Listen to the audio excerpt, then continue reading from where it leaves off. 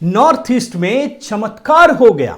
जहां पड़े राहुल गांधी के कदम, वहां हुई कांग्रेस की भारी पराजय। और जहां पड़े मल्लिकार्जुन खड़गे जी के कदम, वहां तो कांग्रेस का सफाया हो गया। लेकिन पहले बातचीत करते हैं, राहुल जी से शुरू करते हैं। राहुल जी, तीनों राज्यों के नतीजे आ गए हैं और आप तो प्रचार करने के लिए मेघालय पहुंचे थे, वहीं आपको सबसे ज्यादा नुकसान हुआ है, क्या कहेंगे? TMC's idea in Meghalaya is to ensure that the BJP is strengthened and they come to power. हैं टीएमसी की बात कह रहे हैं कि वो भाजपा की बी टीम है। तो दीदी से पूछना पड़ेगा, क्या बोलेंगी दीदी? और वैसे भी इस समय बाबा तो सीपीएम से मिल गए हैं, क्या कहेंगी? ये सीपीएम और ये सीपीएम नहीं, यही कांग्रेस और यही कांग्रेस नहीं। अच्छा, ये सीपीएम वो सीपीएम नहीं है और ये कांग्रेस वो कांग्रेस नहीं है, यही तो बांग्ला में आप कह रही हैं ना। लेकिन आपको तो राहुल बाबा भाजपा की बी टीम बता रहे हैं, क्या कहेंगी? सीपीएम হচ্ছে कांग्रेসের बी टीम। छोड़िए, ममता दीदी और राहुल बाबा का खेल निराला है।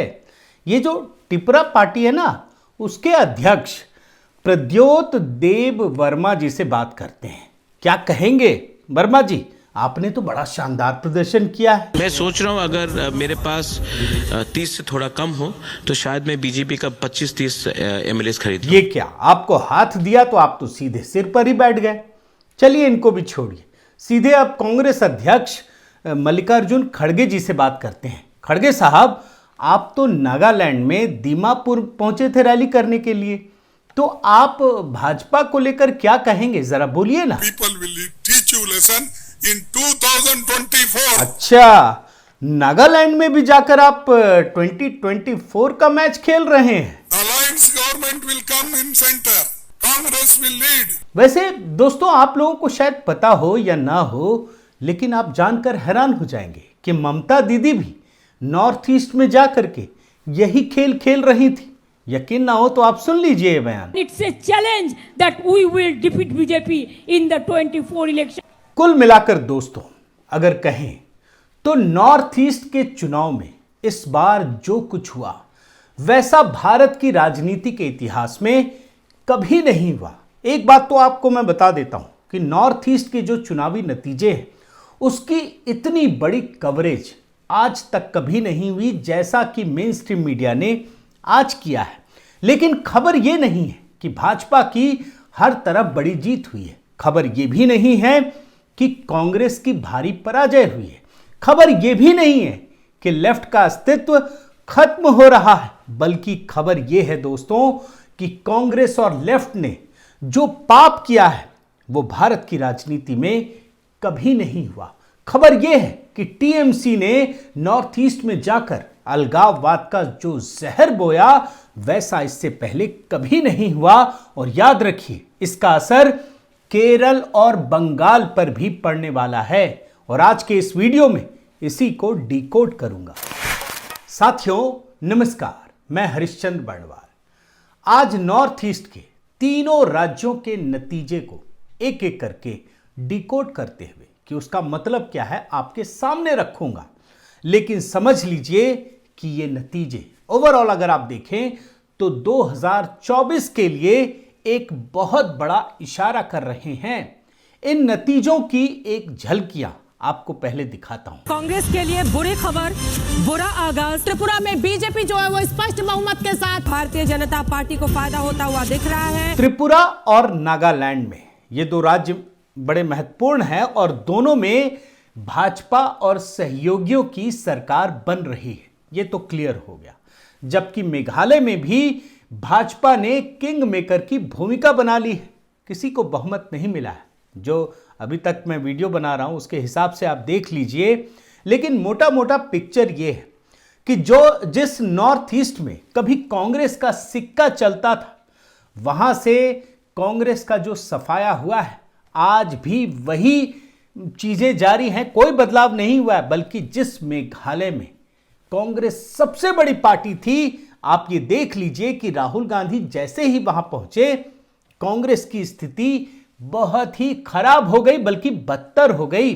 और जिस नॉर्थ ईस्ट में भाजपा का कोई अस्तित्व नहीं था, वो प्रधानमंत्री मोदी की मेहनत से आज पूरी तरीके से भगवा रंग में रंग गया है। तो ये तो कुल मिलाकर के जैसे कहते हैं ना, एक ओवरऑल पिक्चर आपको देने की कोशिश कर रहा हूं। लेकिन अब आप एक एक करके तीनों राज्यों में आइए और सबसे पहले बात त्रिपुरा की करते हैं। त्रिपुरा के चुनाव नतीजों से साफ हो चुका है कि जनता ने एक बार फिर से भारतीय जनता पार्टी पर अपना विश्वास जताया है। मैंने तो प्रधानमंत्री मोदी की कई रैलियां दिखाई थी आपको, कितना जन सैलाब उमड़ रहा था और जो नतीजे आज दिख रहे हैं ना, वो उसी का प्रतीक है। भारतीय जनता पार्टी की सरकार फिर से बनने वाली है। लेकिन बड़ी बात जानते हैं क्या है? बड़ी बात यह है कि इससे पहले 2018 में भाजपा ने लेफ्ट के 25 साल के शासनकाल को खत्म करने का काम किया था। 25 साल, आप समझ पा रहे हैं कि ये तो लेफ्ट की स्थिति होती है ना, बंगाल, त्रिपुरा, केरल, जहां जमते हैं इतना हिंसा करके जड़ें जमा लेते हैं कि दूसरा उठ नहीं पाता। लेकिन भारतीय जनता पार्टी ने त्रिपुरा में 25 साल के शासनकाल को खत्म कर दिया था। और यह भी याद रखिए कि 2013 के चुनाव में लेफ्ट को 50 सीटें मिली थी और कांग्रेस को 10 सीटें मिली थी, यानी 60 ही सीटें हैं और 50 लेफ्ट को, 10 कांग्रेस को। इसका मतलब क्या है कि भाजपा को 0 सीट मिली थी। लेकिन 2014 में जब नरेंद्र मोदी के नेतृत्व में केंद्र में भाजपा की सरकार बनी तो पीएम मोदी ने विकास को लेकर एक रणनीति तैयार की। नॉर्थ ईस्ट में विकास हो, इसका पूरा ख्याल रखा। हर मंत्रियों को वहां जिम्मेदारी दी गई और उसका नतीजा ये देखिए, 2018 में चमत्कार हो गया।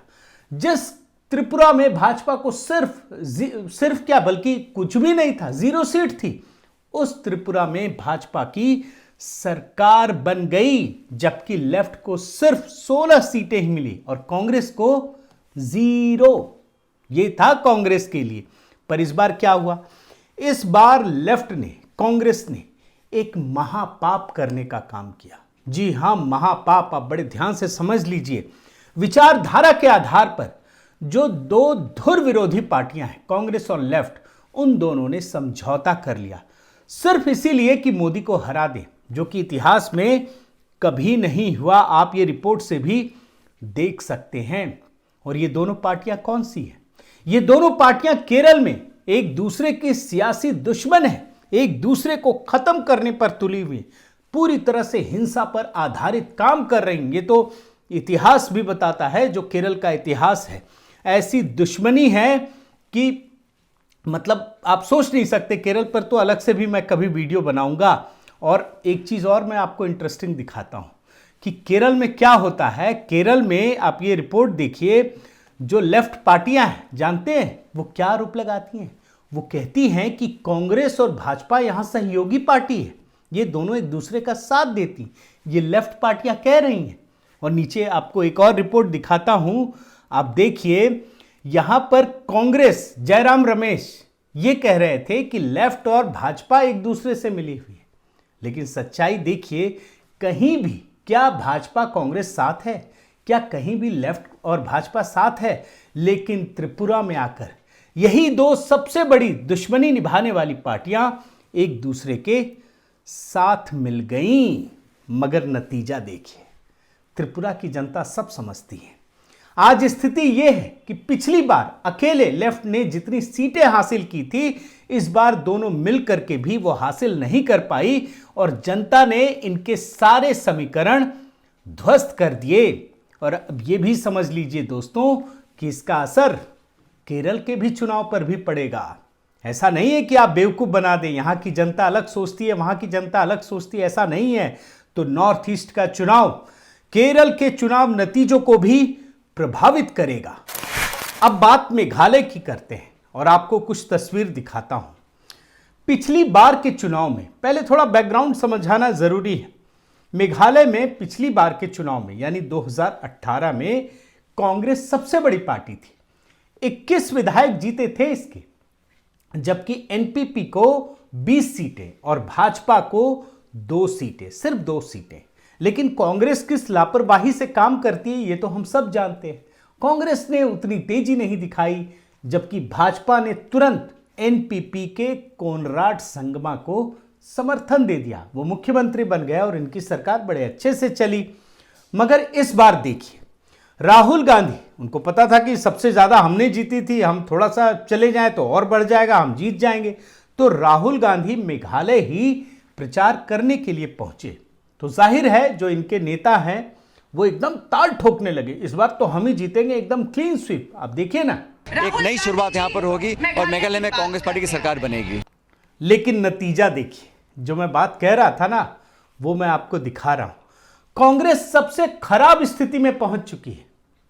मतलब राहुल गांधी पहुंचे तो 21 थी, अब देखिए सिंगल डिजिट में है, डबल डिजिट में भी नहीं पहुंच पाई। तो ये तो कांग्रेस की स्थिति है। मतलब ये धारणा फिर से प्रबल हुई कि जहां जहां राहुल गांधी के कदम पड़े वहां कांग्रेस का सफाया हो गया। मगर मेघालय में दोस्तों टीएमसी की बात करना जरूरी है। मैंने टीएमसी के लिए एक बात कही ना कि ये कैसे अलगाववाद को बढ़ावा दे रही है। बंगाल में तो हम जानते हैं कि किस प्रकार से बांग्लादेशियों को बसाया जा रहा है, जिसकी रिपोर्ट आती है वो कितनी खतरनाक है। अब मेघालय की बात आपको सुनाता हूं। ममता दीदी वहां जाकर ये कह रही थी कि मेघालय को गुवाहाटी या दिल्ली नहीं चलाएगा। अब सुनिए, मेघालय चलाबे ना गुवाहाटी, मेघालय चलाबे ना दिल्ली। ये बांग्ला में यही कह रही है कि मेघालय को गुवाहाटी का मतलब आप समझ रहे हैं ना, जो इनके असम के मुख्यमंत्री हैं हेमंत बिश्व शर्मा, उनके बारे में कह रही हैं कि वो नहीं चलाएगा, दिल्ली नहीं चलाएगा। चलिए अच्छा, इसमें कोई बुरी बात नहीं है, तो पॉलिटिकल स्टेटमेंट है। लेकिन आगे बढ़िए, आगे वो क्या कहती हैं वो समझना जरूरी है। वो कहती हैं कि कोलकाता और सिलीगुड़ी आपका गेटवे है। ये भी सुनिए, Calcutta is your gateway and Siliguri is your gateway. देख रहे हैं ना, गुवाहाटी नहीं चलाएगा, दिल्ली नहीं चलाएगा, लेकिन सिलीगुड़ी गेटवे है, कोलकाता गेटवे है। और एक बात आपको सुनाना चाहता हूं कि अंतर्राष्ट्रीय सीमाओं की बात करती है, ये बाकी देशों की बात करती है, अंतर्राष्ट्रीय बॉर्डर्स की बात करती है, और तब कहती है कि बंगाल आपके काम आएगा। आप सुनिए, Bangladesh border, Nepal border, Bhutan border, আমাদের সমস্তটা দিয়ে বাংলা হচ্ছে তার গেটওয়ে। देख रहे हैं ना, मतलब किस तरीके से भड़काया जा रहा है बांग्ला के नाम पर। मतलब आपको असम काम नहीं आएगा, जिस नॉर्थ ईस्ट में मेघालय है, आपको दिल्ली काम नहीं आएगा, जहां से पूरे देश की सरकार चलती है, लेकिन बांग्ला काम आएगा। यह अलगाववाद की भावना है। और इसीलिए जिस तरीके से उन्होंने भड़काने के लिए कोई कोर कसर नहीं छोड़ी, लेकिन मेघालय की जनता ने टीएमसी को करारा जवाब दे दिया और ममता के सारे सपने चूर चूर हो गए। वो बहुमत सोच रही थी, लेकिन वो बहुत पीछे रह गई। कहीं नहीं है, अब तो वो भी विधायक बचेंगे उनके चुनाव के बाद, उसका भी कोई वो नहीं है। मेघालय में मैं दोस्तों आपको एक और जादू दिखाना चाहता हूं। इस जादू को समझने के लिए आपको बंगाल लेकर चलता हूं। यह भी बड़ा विचित्र जादू है, जैसे केरल और त्रिपुरा का है ना, वैसे ही यहां का जादू है। जिस बंगाल चुनाव में ममता का साथ देने के लिए राहुल और प्रियंका ने प्रचार ही नहीं किया, आपको याद दिला रहा हूं ये बंगाल चुनाव का, और यहां पर गांधी परिवार ने अपना सियासी अस्तित्व ही समाप्त कर लिया। एक भी सीट नहीं जीती, 0। बंगाल चुनाव की बात कह रहा हूं। वही राहुल गांधी जब बंगाल चुनाव के नतीजे आए तो ममता की जीत का जश्न मना रहे थे। आप देख लीजिए, ये ट्वीट मैं आपको निकाल के दिखा रहा हूं 2 मई 2021 की। वो राहुल गांधी जब मेघालय पहुंचते हैं ना, तो जानते हैं क्या कहते हैं कि टीएमसी तो भाजपा की बी टीम है। देख लीजिए, Trinamool Congress is the B team of BJP. और फिर वहीं जब ममता बनर्जी जब नॉर्थ ईस्ट जाती हैं तो वो उल्टा कहती हैं, कांग्रेस को भाजपा की बी टीम, यानी Congress is B team of BJP says Mamata Banerjee. तो ये हाल है, किस तरीके से राजनीति का पतन दिखता है। ऐसे ऐसे चमत्कार दिखे नॉर्थ ईस्ट में जो किसी ने सोचा भी नहीं था, और इसीलिए वहां की जनता ने सिर्फ कांग्रेस ही नहीं, कांग्रेस टीएमसी दोनों को बी टीम बना दिया। अब नागालैंड पर आइए। नागालैंड का चुनाव भी जो है ना वो बड़ा दिलचस्प है। नागालैंड में भाजपा ने एनडीपीपी के साथ मिलकर चुनाव लड़ा, और एनडीपीपी 40 सीटों पर चुनाव लड़ रही थी, और भाजपा 20 सीटों पर।